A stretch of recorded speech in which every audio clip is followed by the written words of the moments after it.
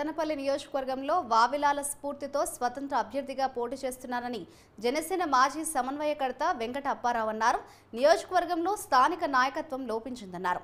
అంబటి మీద పోటీ చేస్తానని గతంలోనే పవన్ కళ్యాణ్తో చెప్పాను, కానీ అనుకోని కారణాల వల్ల కన్నా లక్ష్మీనారాయణకు టికెట్ ఇచ్చారని తెలిపారు.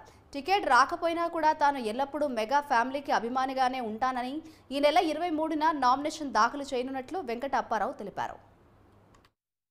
నేను జనసేన పార్టీ నియోజకవర్గానికి పాయింట్ ఆఫ్ కాంటాక్ట్గా ఉన్నాను. మొన్న 4 రోజుల క్రితం నేను జనసేన పార్టీకి రాజీనామా చేశాను. నేను నా రాజకీయ ప్రస్థానం కూడా 2008-2009లో ప్రజారాజ్యం పార్టీ ఏదైతే పెట్టారో ఆ ప్రజారాజ్యం పార్టీలోనే నేను రావడం జరిగింది. ఆ తర్వాత ప్రజారాజ్యం పార్టీ మెగా ఫ్యామిలీ ఏదైతే ఉందో ఆ కుటుంబంతో నేను పయనం చేస్తూ వారి మార్గంలోనే ప్రయాణం చేస్తూ ఉన్నాను.